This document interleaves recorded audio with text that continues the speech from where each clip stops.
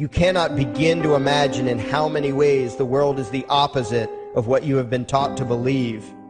You see the guy who sells drugs to willing customers so he can feed his family as the scum of the earth, while you see the hypocrite who gives away stolen money in the name of government as a saint. You see the guy who tries to avoid being robbed by the federal thugs as a crook and a tax cheat, but see as virtuous the politician who gives away the same stolen loot to people to whom it does not belong.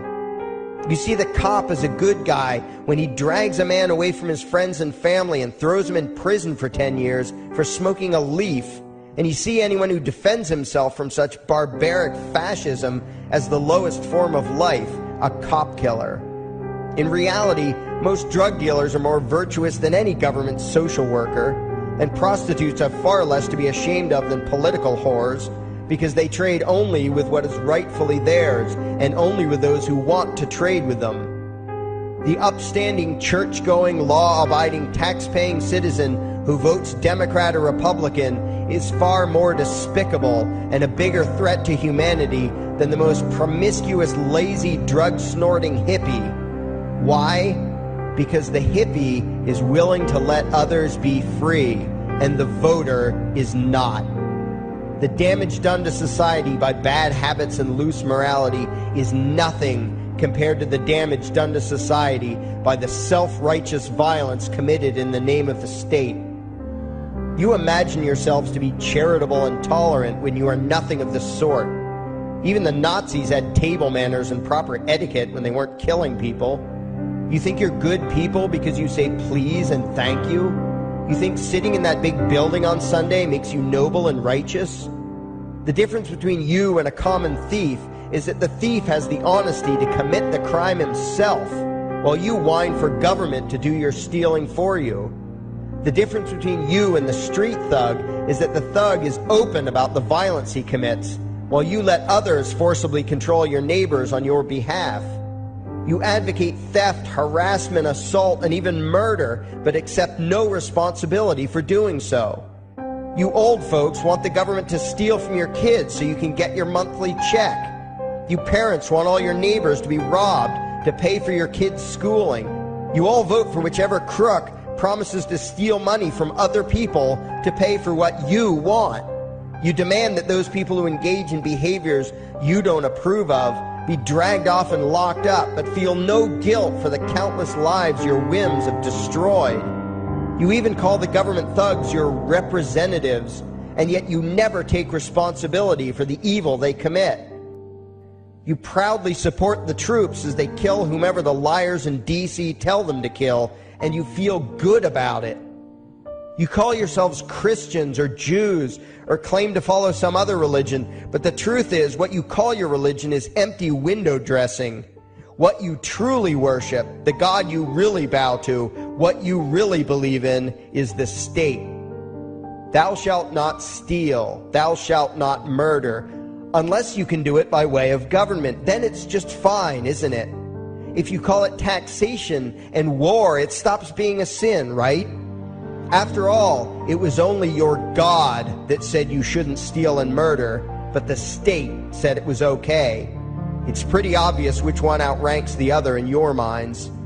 Despite all the churches, synagogues, and mosques we see around us, this nation has one God and only one God, and that God is called government. Jesus taught nonviolence and told you to love your neighbor, but the state encourages you to vote for people who will use the violence of government to butt into every aspect of everyone else's life. Which do you believe?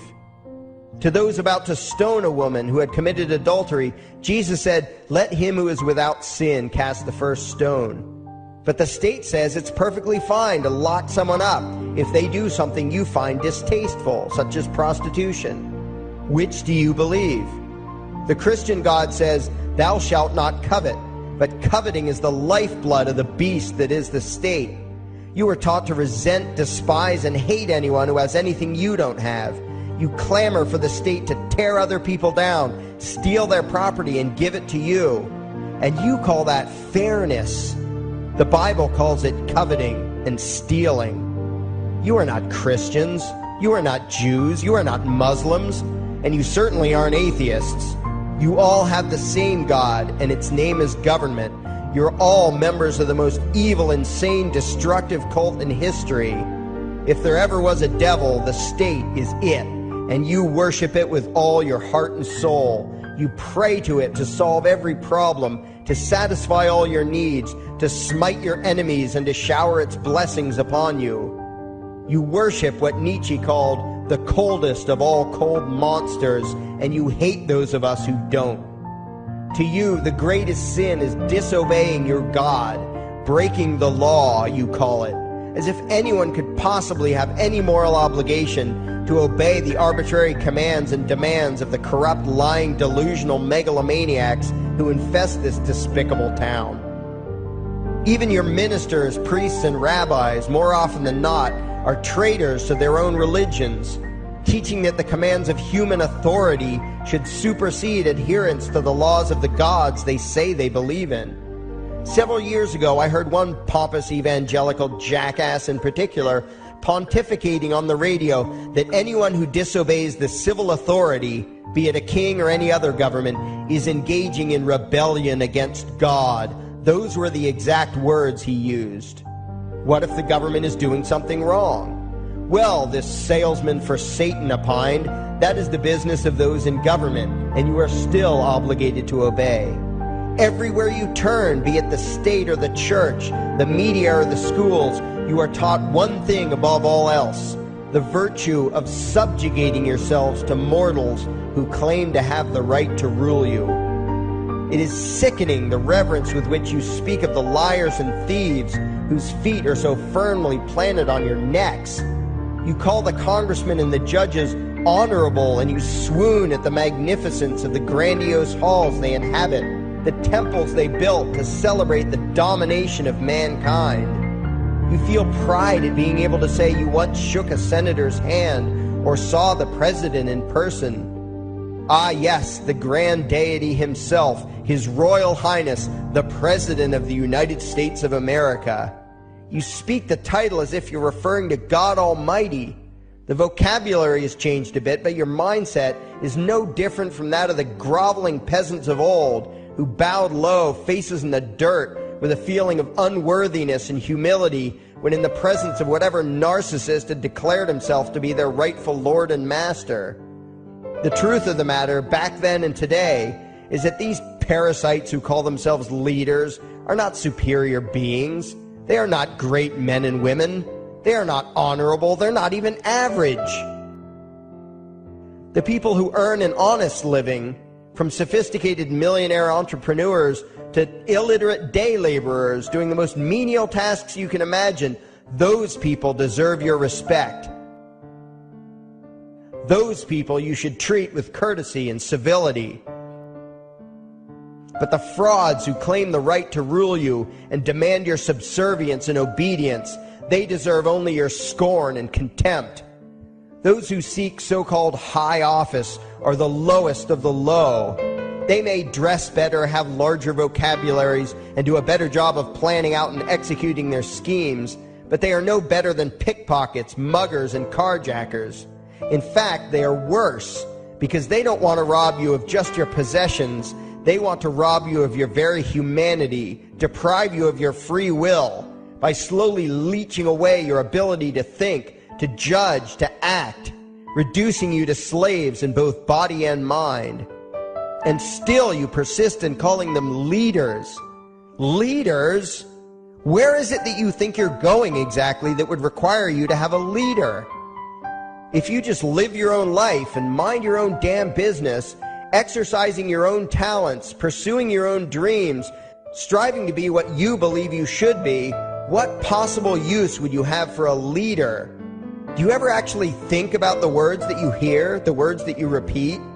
You parrot oxymoronic terms such as the leader of the free world, even pretending for a moment that there is some huge journey or some giant battle that everyone in the entire nation is undertaking together that would require a leader. Why would you ever think, even for a moment, that the crooks that infest this town are the sort of people you should listen to or emulate or follow anywhere? Somewhere inside your mostly dormant brains, you know full well that politicians are all corrupt liars and thieves, opportunistic con men, exploiters, and fearmongers. You know all this, and yet you still speak as if you are the ones who are the stupid, vicious animals, while the politicians are the great, wise role models, teachers, and leaders without whom civilization could not exist. You think these crooks are the ones who make civilization possible? What belief could be more absurd?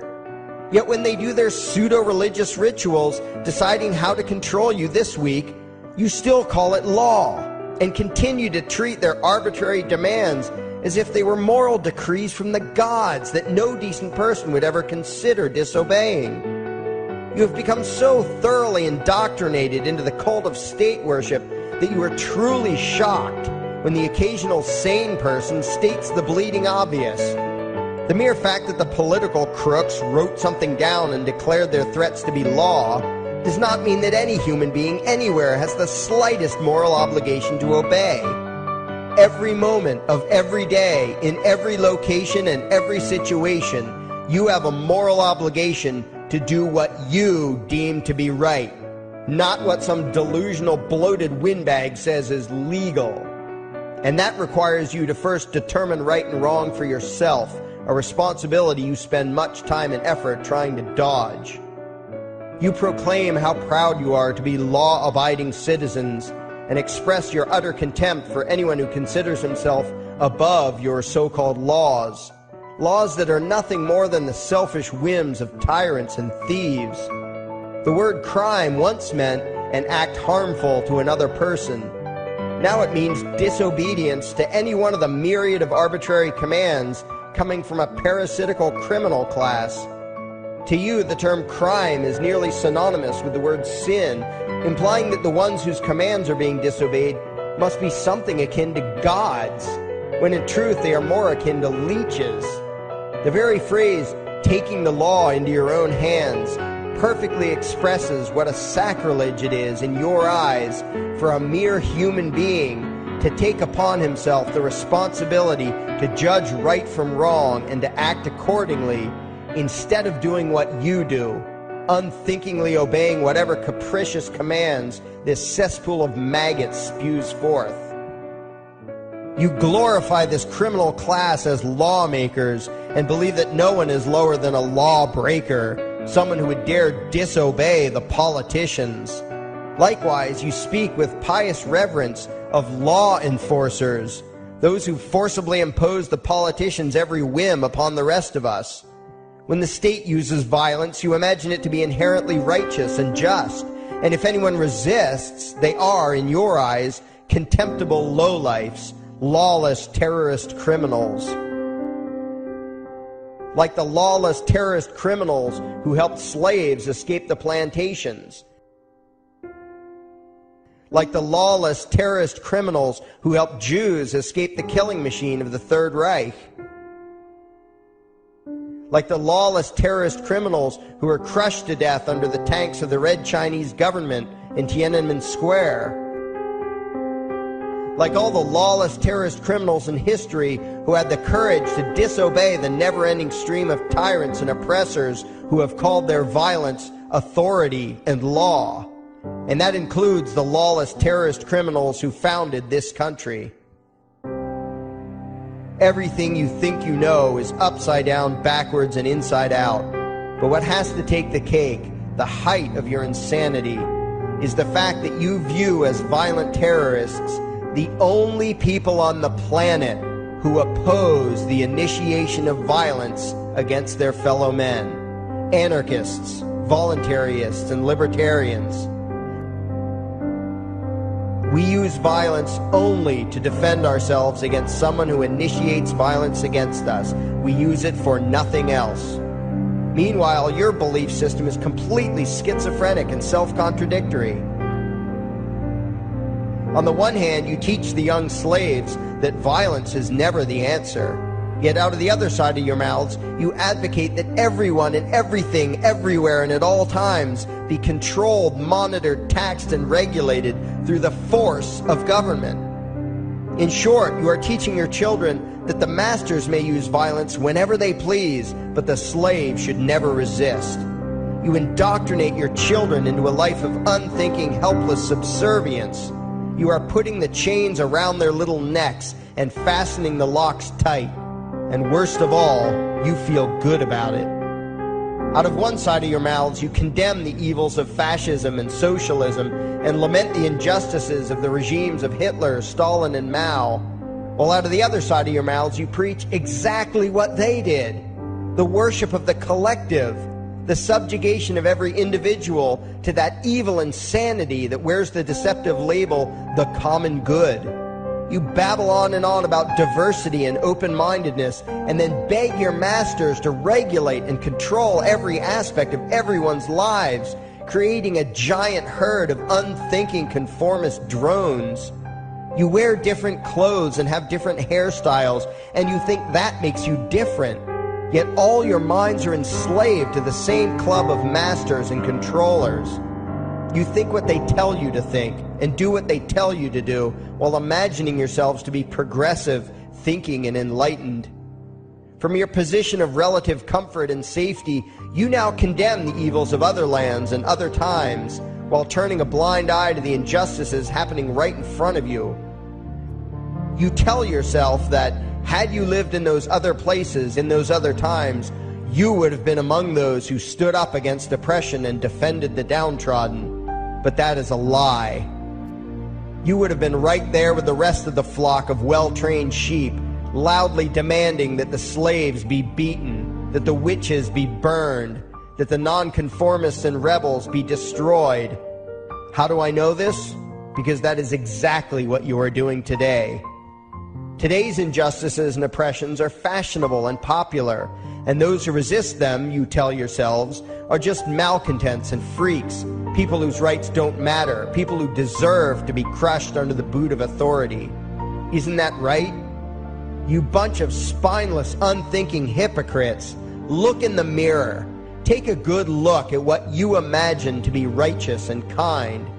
You are the devil's plaything. The crowds of thousands wildly applauding the speeches of Adolf Hitler, that was you. The mob demanding that Jesus Christ be nailed to the cross, that was you. The white invaders who celebrated the wholesale slaughter of those godless redskins, that was you. The throngs filling the Colosseum, applauding as the Christians were fed to the lions, that was you. Throughout history, the perpetual suffering and injustice occurring on an incomprehensible scale, it was all because of people just like you. The well-trained, thoroughly indoctrinated conformists, the people who do as they're told, who proudly bow to their masters, who follow the crowd, believing what everyone else believes and thinking whatever authority tells them to think. That is you. And your ignorance is not because the truth is not available to you. There have been radicals preaching it for thousands of years. No, you are ignorant because you shun the truth with all your heart and soul.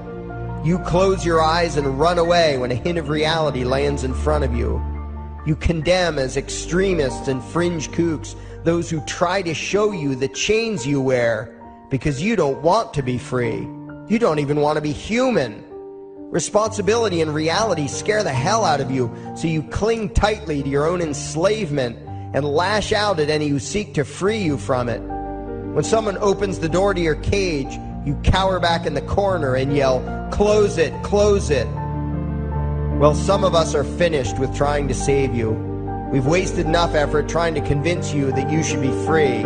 All you ever do is spout back what your masters have taught you, that being free only leads to chaos and destruction, while being obedient and subservient leads to peace and prosperity. There are none so blind as those who will not see. And you nation of sheep, would rather die than see the truth.